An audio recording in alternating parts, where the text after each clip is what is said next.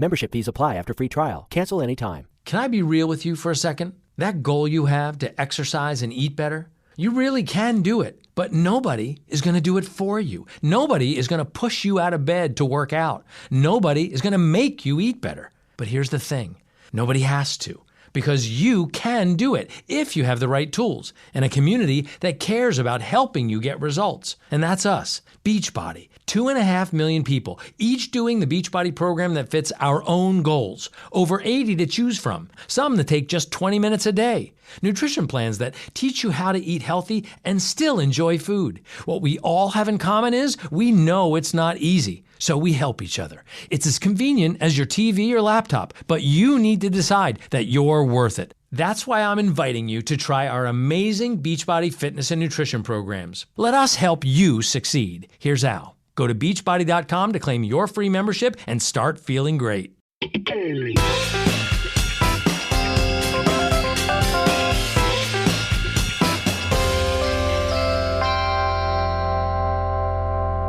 Hello and welcome to this slightly delayed episode of Sports Weekly India. We had to wait till we saw the final 8 for the FIFA World Cup going on in Qatar. Before we get to that though, there's also a lot of action we want to cover from the cricketing world. Before all of that, however, here's your friendly reminder to follow us, to subscribe to us on Spotify, Apple Podcasts, JioSaavn, or just download the Binge Pods app and listen to us for free. Joining me as always are Ayaz Memon and RK. Hello there, guys. Hello. Hi, how are you doing? And we've got Spumil Arora joining in as well. Morning, Spumil. Hey folks, how are you? Not too bad, Well, not too bad. Let's jump straight into all of the action. Ayaz, first question for you. Has the Indian team forgotten how to win? Well, it would seem so, isn't it? I mean, the manner in which they lost Bangladesh, as the old cliche goes, that they snatched defeat from the jaws of victory. But, frankly, that was the most painful part. You can win and lose, and especially in white ball or limited overs cricket, these things can happen. But it seems to be happening a little too frequently where India is concerned. In the Asia Cup, you could make it to the final. In the World Cup, we all know there's been a lot of hand-wringing since then. And then one thought that against Bangladesh, this is a good way to come back on the rails. This is not like an underrepresented team, right? You've got Rohit Sharma, you've got Virat Kohli, you've also got KL Rahul, who seems to come back into form against the Minnows. And I know that's doing him a great disservice, but really that's the perception going around. RK, you think the bowling, of course, is what let us down, but you think this should have been finished off at 140 maybe? Well, I think for starters, I would in turn say that the batting let us down because I think 180 odd, probably you should have scored about 220, 230 at least. So that's one way of looking at it.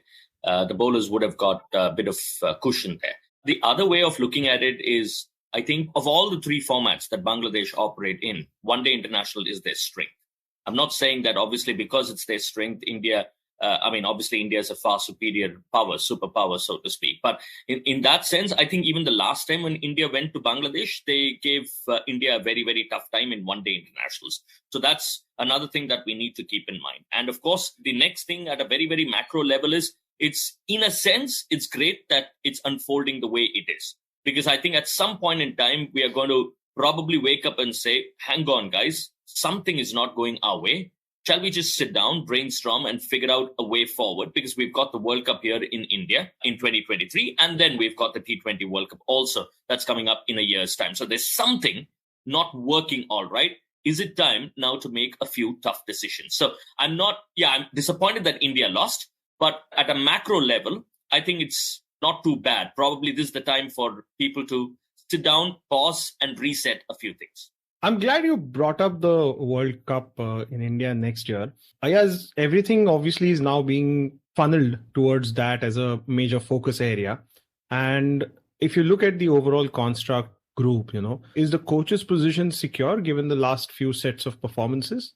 I don't think there's a threat to Rahul Dravid's position as a coach right now. I mean, unless he wants to opt out himself. But I don't think there'll be pressure from the BCCI or say somebody from the team coming up and saying, no, which can happen. I mean, we saw that happen in Australia when the Australian players worked against Justin Langer and in a sense got rid of him.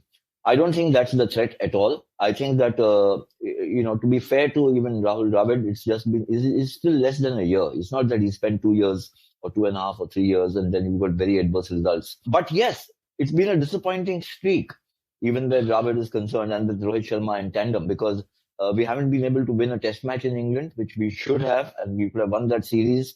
We haven't been able to get into the final of the Asia Cup. We haven't been able to make a real big mark in T20 World Cup, and now we've started with a defeat here. So in all three formats, the team seems to be struggling. What happens in such a situation is that doubts emerge, conspiracy theories emerge, and even the people themselves, from the captain to the coach themselves, they start wondering, hey, we seem to have everything going, the recipes all there, the formula there, the players are there, and the results coming. And that can be bogging down. And I think what RK says is fine. I agree with him, that at some stage, they'll have to sit down and take a hard look. It's not just an everyday postmortem. I think they'll have to take a hard look as to what needs to be done. Three formats, all kind of, intersecting at some stage or the other, can be confounding.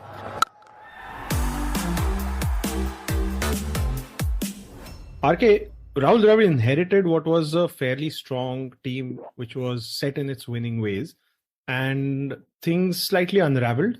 After that, Virat Kohli wasn't the captain. He had a new captain to build his legacy with.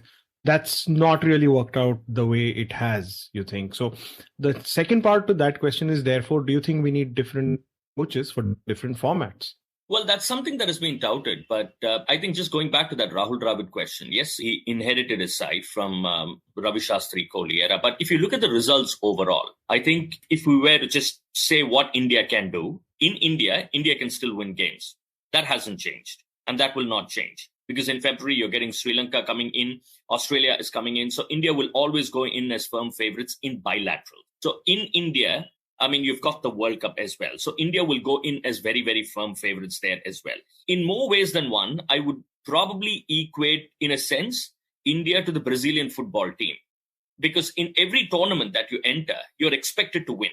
Because that's what Brazil are all about. That's what India is all about. With the riches that you've got, in that sense, in terms of the talent. You look at the substitutions that Brazil do towards the end of the game. that's like mind-boggling, right? In that sense, if you don't have A, you've got B, you've got C, you've got D. So in that sense, I would always compare these two teams. So semi-final, technically, is not a bad deal. But it is, because it is India, it is a really bad deal. So that's how I look at it. One very, very poor day would mean India is in shambles. That's how I equate India cricket to a Brazilian football team. So Brazil reaching the semi-finals of a World Cup is, come on, you're supposed to reach the World Cup semi-final. You're supposed to win the cup. In that sense, I don't think too much has changed. But coming back very quickly to your question, I've always believed that you need a different set of coaches for a T20 format at least, because it's changing at a rapid pace. You need somebody to be on top of the game. I don't mind that the coach going and scouting, working with the analysts, traveling the length and breadth of country. That should be a completely separate unit, is how I've always felt about this game. Membership fees apply after free trial. Cancel anytime. Can I be real with you for a second? That goal you have to exercise and eat better, you really can do it, but nobody is going to do it for you. Nobody is going to push you out of bed to work out. Nobody is going to make you eat better. But here's the thing. Nobody has to. Because you can do it if you have the right tools and a community that cares about helping you get results. And that's us, Beachbody. 2.5 million people, each doing the Beachbody program that fits our own goals. Over 80 to choose from, some that take just 20 minutes a day. Nutrition plans that teach you how to eat healthy and still enjoy food. What we all have in common is we know it's not easy, so we help each other. It's as convenient as your TV or laptop, but you need to decide that you're worth it. That's why I'm inviting you to try our amazing Beachbody fitness and nutrition programs. Let us help you succeed. Here's how. Go to beachbody.com to claim your free membership and start feeling great. Ayaz, you wanted to add something? Yeah, I just, a couple of things. One is the analogy with Brazil, which is very interesting. But I think where the problem lies is that when you talk of football, you're talking of maybe, 32-team World Cup. In cricket, basically, you've got 8-10 teams, of which 4 are absolute minnows. They have just about made it, qualified, and been there. And therefore, when you talk of India in similar situations, you have to look at where India has not been able to do anything. Since 2013, we haven't been able to win a tournament, a multi-nation tournament. We've been in the semis most often, but we just can't seem to make that, next decisive leap. And that is the worrying part. Have we forgotten how to win? To start from your basic premise, have we forgotten how to win? That is really the issue. you can be reaching the semi-final as you should with 6 or 8 teams really in contention when you consider that other teams like Ireland or Afghanistan just about started playing. That margins or differences between teams are narrowing. And in cricket, it is getting even more pronounced because exchange of information and transfer of tactics and skills is just so rapid that you can't afford to be lagging behind at all. And therefore, the teams which make that jump, like England have done consistently in all 3 formats, is something really worth admiring. And you have to start asking that what has happened? How are they able to manage this? They were a fuddy-duddy team 8 years back. Spumil, is that the sort of performance that will get youngsters like you? And I'm not going to, share any of our ages except Spumil's. But is that the kind of batting and gameplay that will get guys like you interested in Test cricket again? Yes and no, actually. Because in a way, it was quite fun to see all the big hits and the way the final session actually progressed in the England versus Pakistan match. But I don't know, maybe I count myself as a bit of an anomaly, but I didn't enjoy that as a game of Test cricket per se, because that was a really weird pitch to play on. I mean, it didn't really feel, at least in the first couple of days, like a contest between the bat and the ball. And essentially, that is what you want at the end of the day, right? Sure, everyone can see big sixes. If you want that, you can go to the T10 league as well. But why would I watch a match over 4 or 5 days? Because I want to see a contest. I want to see some sort of swing in the pitch. I want to see some sort of spin movement. And that just wasn't there. It was a road, basically. Think of this as every session being a T15 now. That's how they've really played this one, haven't they? I mean, the hitting was insane. 500 plus runs on the first day. Yeah, I mean, Ramiz Raja blasted the pitch. Everyone thought this was a dead pitch. But at the end of the 5th day, we got a result. And I think it's probably as close a finish as we've seen. And it goes down to Ben Stokes' declaration on the 4th evening, which I think has been lauded everywhere. RK, what do you think of that? I mean, yeah, everyone's gone to town about how fantastic the approach and the batting was and how the first day really set up the 4th day declaration. But just to have the conviction to declare and belief that, this will lead to a victory, what do you think of that? It's fantastic, but it's very interesting to hear the views of Spumil because he's from a completely different generation. So he's spoken about the fact that, will I be interested to watch it over 4 or 5 days? It's a very, very interesting point of view, which means we have to look at Test cricket as a format itself. I mean, that's primary. The way I am looking at this, given everything about the nature of the pitch, I mean, at the end of day 1, yes, while we appreciated how quickly England scored, the focus was almost entirely on the pitch. And especially given the way the Pakistani openers responded, I think they had a partnership of about 220, 225 runs themselves. And you began to wonder, it's going to be another dull, boring draw.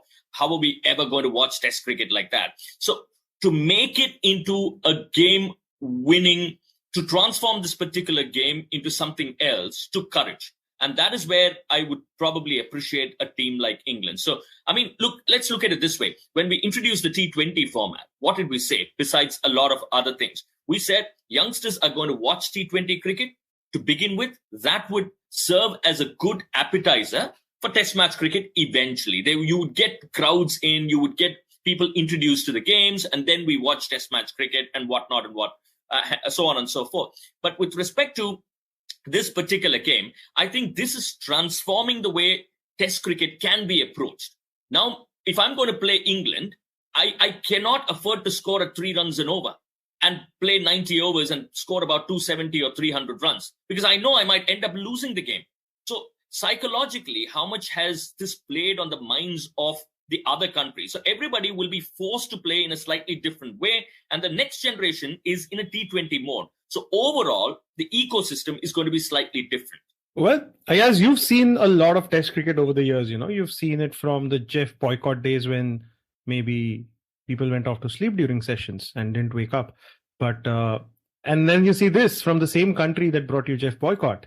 What do you think? These guys are actually going out and saying we're going to redefine Test cricket for the 21st century. No, Bapu Nadkarni bowled some 22 consecutive maidens, if you remember, against England. If I can quickly jump in about Adi. Adi says everything and then finally just has a disclaimer saying, I'm not going to give away the age. He talks about different eras to different people. I'm not going to give away the age. We live in the asterisk age, so that's fine. No, I just wanted to highlight a couple of things. There's some interesting views presented by Spumil and, of course, RK. So one is that, look, we've had a very kind of a dashing all guns blazing kind of approach earlier. The Australian team of the 1990s and the early first decade of this century used to do it. And look at the West Indies under Clive Lloyd and then under Viv Richards. Because they had such great fast bowlers, they would make 250 and win matches. And they made 250s with a lot of flair and style and whatever else.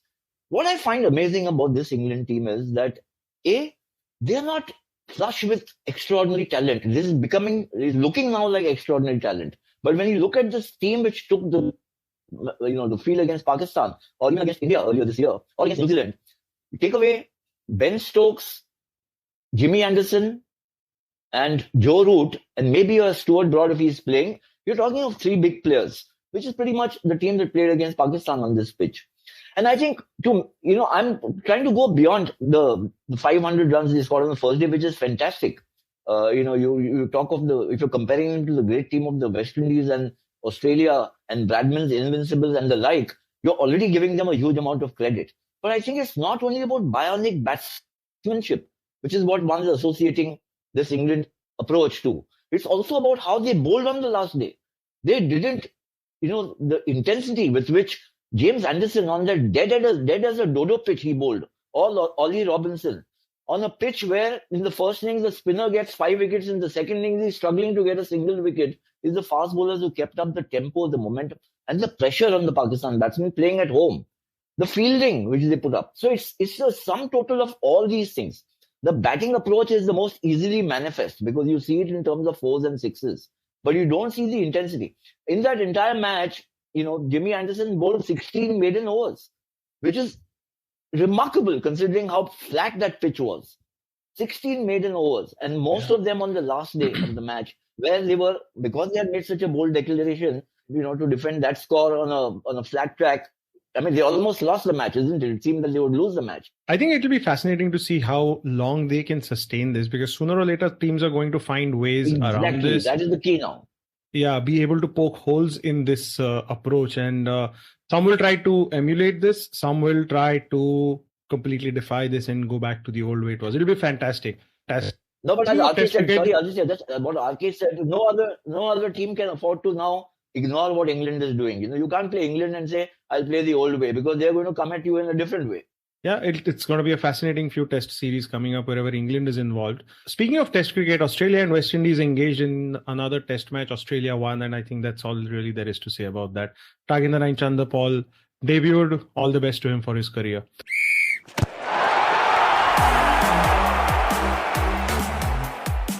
Let's move on to the World Cup.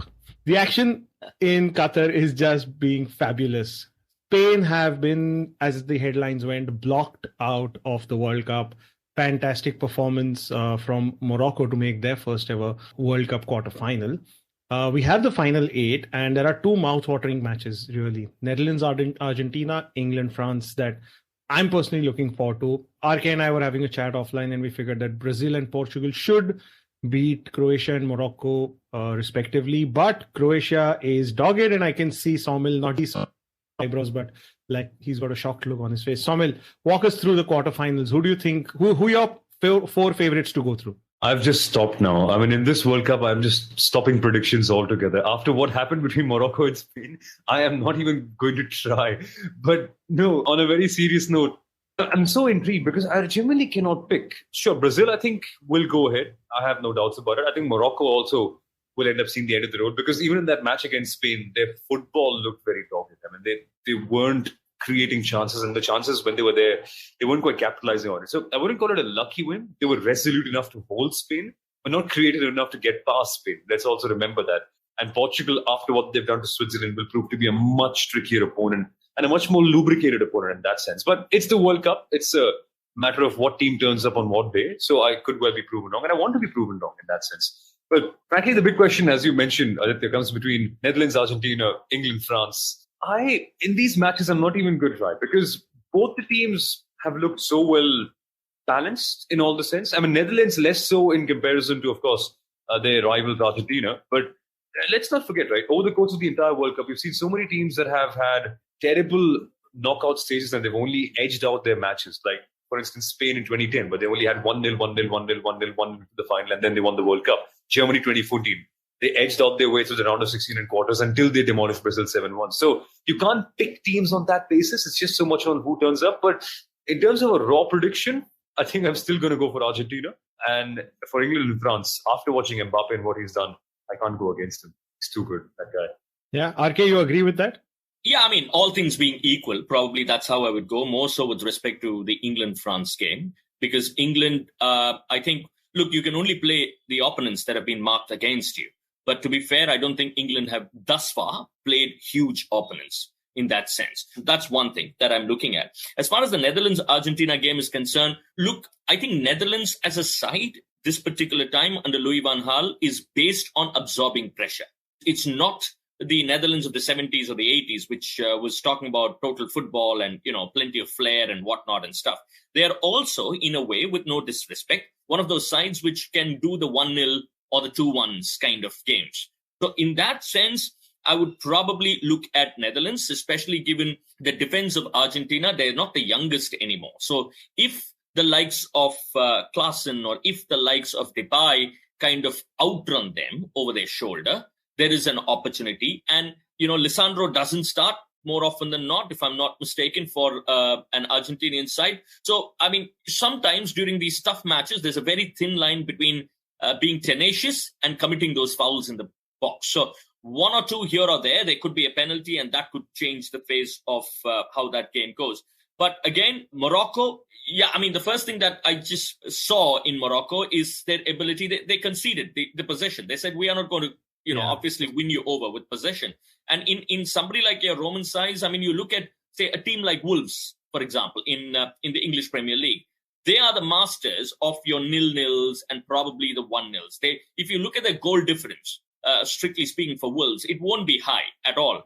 And one of the key reasons is you've got somebody like Saiz, who's a tall, towering defender who organizes defense. So in that sense, I think, if Spumil can correct me, I think if I'm not wrong, in the group stages, they had conceded only one goal, and that was also an own goal with respect to Morocco. So you knew that they were going to absorb everything possible. So in that sense, that will be a very fascinating game against Portugal, given how they played their last game. They just blew the Swiss away. The pace at which they played, the accuracy that they had in the passing, the finishing. I think Morocco will also have a lot more in terms of pressure given the occasion. And at the same time, the whole pressure situation of keeping a very, very rampant Portuguese front line away. It's going to be a very interesting one. I'm coming to that. That's a very interesting one. So he's now without a club. He's probably without a country. He did play against the Swiss, and he did have a goal that unfortunately was disallowed. But I think he's been called out for bad behavior more than anything over the last few weeks, isn't he? And that's a great lesson for football fans and young kids everywhere. I think that you're never bigger than the team. I think you should always just keep that in mind. But do you see him starting against Morocco, or do you think this is a tactic that will work well where you keep him fresh for a second half burst? Spumil, you want to take that? I don't see it happening. After what Gonzalo Ramos, his replacement, did in the last match, where he was just able to, not get to every single chance because he did miss a couple, but most of them he was super clinical with all the balls that all the midfielders created. That's he got a hat-trick. Ronaldo-esque. He got a hat-trick, exactly. That's Ronaldo-esque in a way. The positions that he was in, the finishes that he made, not the celebrations, clearly, but that is something that a young Ronaldo would do. He's picked up that role very well in only one match. And so I will still stick to my statement that it's just about the team that turns up on the day, and it could well be a one-night performance. But how do you drop someone after a hat-trick? And who do you bring Ronaldo in replacement of? Rafael Leao, the substitute used to play on the left wing, has also gone out there and scored the goal. You've got Bruno and Bernardo Silva in the middle. You can't drop them, and Ronaldo can't play that deep. Who do you drop? Joao Felix? He's been on an amazing run as well. So I don't see the place anymore. And it could, in a way, tactically be a boon for Portugal that Ronaldo only plays in the second half, because then you have that impact player, the clutch player that Real Madrid always rely on in the mid-2010s, right? That sort of a role can be assigned, and he'll be fresh as well out here. Yeah, in a way, I'm just trying to compare the Ronaldo situation to the one that Manchester United had. Look, Matt, if you remember, it was after that game against Brentford where United conceded 4 goals in the first 35 minutes. 2 players were dropped. One was Ronaldo at the front, and 2 was Harry Maguire. immediately after that, the team looked a lot better as a unit. But what happened afterwards with Ronaldo is a completely different aspect because it's a long league. At the end of the day, you will have murmurs, you will have issues, and therefore Ronaldo eventually wanted to go out. Now, I think the advantage that the Portuguese coach has here, in a sense, is, look, we are in the quarterfinal stage. Max, he's got to manage 3 games. So if he can work around the ego of Ronaldo for about 3 games, 2 games, then the job is done. So in that sense, I'm tempted to go with what Spumil is saying, because at the end of the day, how do you drop somebody who has scored a hat-trick is one way of looking at it. If this had been a league, it might have been different factors might have come into play, because how do you manage Ronaldo over a period of 35, 37, 38 games? But this is about 3 games. But having said that, the other way of looking at it, Adi, is if Morocco is going to play the game that they played against Spain, for example, try to absorb all the pressure in the world, would you have somebody who is competent in terms of heading the ball, just make those intricate moments in the final third, just one moment here or there with a Bruno Fernandes?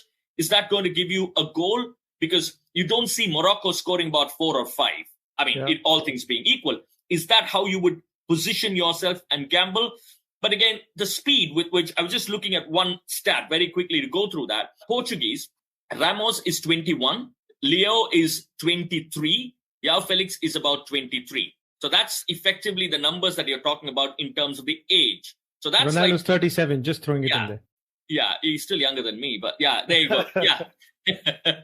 But so different things, and depends on how the coach is going to have that conversation with Ronaldo. So if he has been picked out of the team only for disciplinary reasons, are you going to say that, look, you've served your punishment, you're going to come straight back into the team? Or you're saying the team seemingly is better off without you. You can't say that in as many words to Ronaldo, and therefore we're going to stick around with the same team. That's the conversation who's going to be interesting for them. This could, I'd love to be a fly on the wall when that conversation happens. It could go very corporate, we're thinking in the best interest of the team, and tactically we'd like for you to come in the second half and have a big go and finish the game on a high for us. And I can just see Ronaldo throwing a bottle of water and walking. But hey, I'm letting my imagination run wild. Or maybe telling Piers Morgan about it. Ooh, yeah, they are besties now. But anyway, so quick picks now. Ayaz, feel free to jump in here. Netherlands versus Argentina. Okay. You want to start with Ayaz? So I'll go with Argentina. Okay, so we've got Ayaz for Argentina. RK? I'm going to stick my neck out and say it's going to be Netherlands, because I backed them at the start of the tournament. I'll continue to back them. They can absorb the pressure. I think they can do that 1-0 or 2-1 wins. And Spumil? I'm inclined to say Argentina, but I really think it's going to be a close one. No, don't sit on the fence there.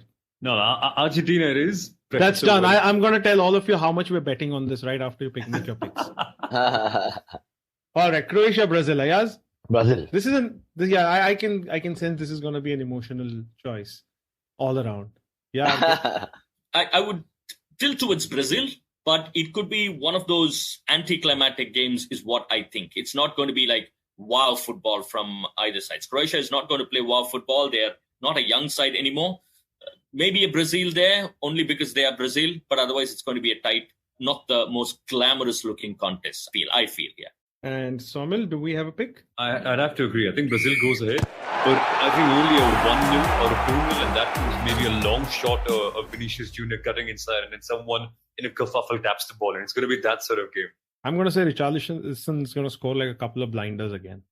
Ooh, that's going to be fun. All right, here's the big one. England, France. This is going to be the most divisive of all. Ayaz, do you have a favorite? Yeah, I mean, using the kind of semantics that everybody is doing here, I tilt towards France for the reason in which, at least they've shown strong finish. I mean, so have England. And England have been on a roll. But, I mean, I just sense that England haven't been tested strongly enough so far in this tournament. RK?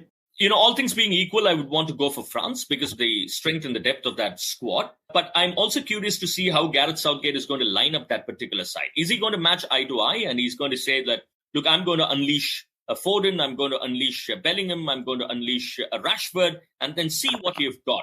Because let's not forget, I think they don't have a Raheem Sterling for this game. Raheem Sterling, an unfortunate incident back home, and therefore he's flown out. So that option is not there. He tends to sometimes look at Raheem Sterling from the left-hand side. So is that going to give a huge opportunity for Phil Foden? Because Phil Foden does do that job coming in from the left for a Manchester City. So I'm curious to look at the teams. But, I mean, I don't want to sit on the fence. All things being equal, France will walk in as favourite. But you never know about this England side. And Gareth Southgate, there's something about him which has made England, people sit up and take notice of England over the past few seasons. Samil? Well, England and France are fighting. Germany ends up winning. Sorry, bad geopolitics history, that one. But in terms of football, attack-wise, I really feel that they're well balanced.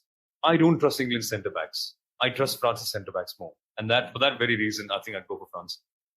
So I'm the only one who's going to say England here. I'm going to take all of your money. And Morocco-Portugal, I think, is probably as straightforward as it comes. We just spoke at length about it. I'm just going to put everyone down for Portugal because I don't think Morocco can really withstand what Portugal will throw at them. This is probably the best chance Portugal has of really making the semis, possibly a face-off against England or France. I think they wouldn't get a better chance than this to move into the Final Four.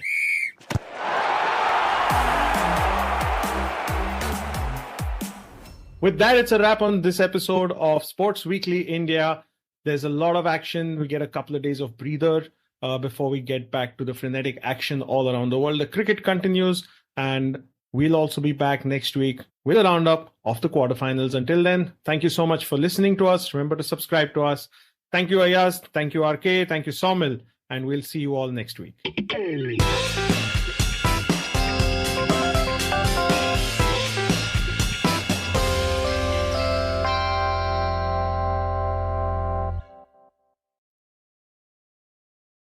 Membership fees apply after free trial. Cancel anytime. Can I be real with you for a second? That goal you have to exercise and eat better, you really can do it, but nobody is going to do it for you. Nobody is going to push you out of bed to work out. Nobody is going to make you eat better. But here's the thing.